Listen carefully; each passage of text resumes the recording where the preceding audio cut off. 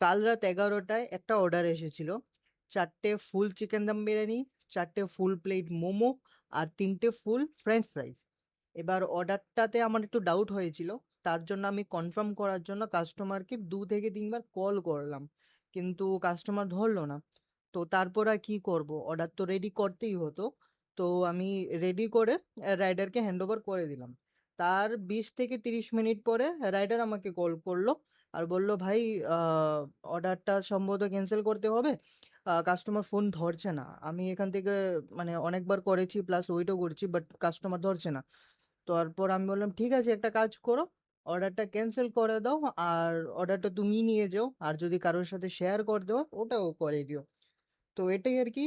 সবাইকে একটা রিকোয়েস্ট করছি, যদি মানে কল পিক আপ না করতে পারো, একটা মেসেজ করে দিও অ্যাটলিস্ট। আর মানে এটা সম্ভবত ফেক অর্ডারই ছিল। তো ফেক অর্ডারে তোমার অনেক ওয়েস্টেজ হয়, ফুড ওয়েস্টেজ হয়, টাইম ওয়েস্টেজ হয়, তারপর মানি ওয়েস্টেজ হয়। তো এই জিনিসটা যাতে না হয় আর কি, কারণ অনেক ম্যান পাওয়ার থাকে। তো এটাই।